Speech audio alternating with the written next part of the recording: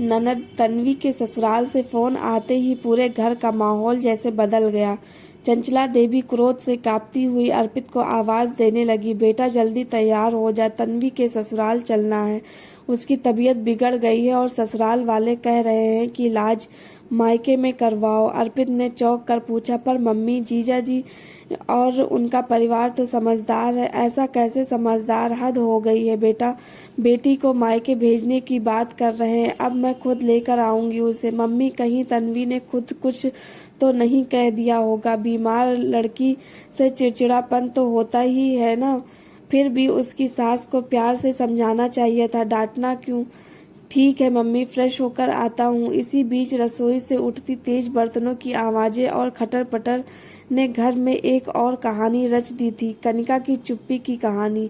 आज सुबह से ही सास की नाराजगी आसमान पर थी। कनिका कमरे में लेटी थी, तबीयत खराब थी, लेकिन घर के बाकी सदस्यों को लगा महारानी आराम कर रही है और घर की जिम्मेदारी सास पर छोड़ दी है। अर्पित कमरे में आया और फट पड़ा, माँ रसोई में है और तुम मजे ले रही हो, बीमार होने का नाटक कर रही हो। कनिका की धीमी आवाज में दर्द था। सच में तबीयत ठीक नहीं है, कई बार कहा है, डॉक्टर को दिखा लाओ।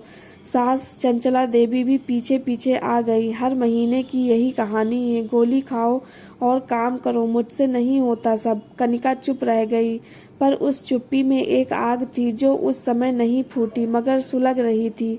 अब वही सास अपनी बेटी की बीमारी का बिफर रही थी। कनिका ने बस एक सवाल पूछा, मम्मी जी, दीदी को डांटा गया तो आप फौरन उनके ससुराल वालों से जवाब मांगने जा रही हैं, लेकिन जब मैं बीमार पड़ती हूँ तो कोई मेरी नहीं सुनता। क्या बहू इंसान नहीं होती? बहू बात मत घुमा, तू अपनी हद में रह। मेरी बेटी अगर बीमार है तो उसका ससुराल जिम्मेदार है, तो फिर मेरा मायका भी मेरे लिए जिम्मेदार है। मम्मी जी, क्यों ना मैं भी अब अपनी माँ को बुला लूँ? कुछ दिनों बाद जब कनिका फिर बीमार पड़ी, उसकी माँ और भाई सचमुच आ गए। खाना बनाया, बैठकर आराम भी किया। सासू माँ और अर्पित को यह सब अखरने लगा। अर्पित ने विरोध जताया, लेकिन कनिका की माँ ने शांत होकर कहा, आपकी बहू हमारी बेटी है, जब आप डॉक्टर तक नहीं ले जा सकते तो हम आएंगे। अगली बार आपकी बेटी की सास को भी बुला लेंगे ताकि उन्हें भी समझ आए कि बहू के मायके वाले क्या होते हैं। अब चंचला देवी चुप थी, अर्पित भी।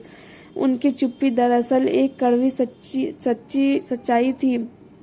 जैसी सोच अपने बहू के लिए बोई थी, वैसा ही फल अब बेटी के लिए मिल रहा है। इंसानियत रिश्तों में बड़ी बहुत होती है, और बहू को बहू ही नहीं इंसान समझोगे तो रिश्ते खुद ब खुद खूबसूरत हो जाएंगे।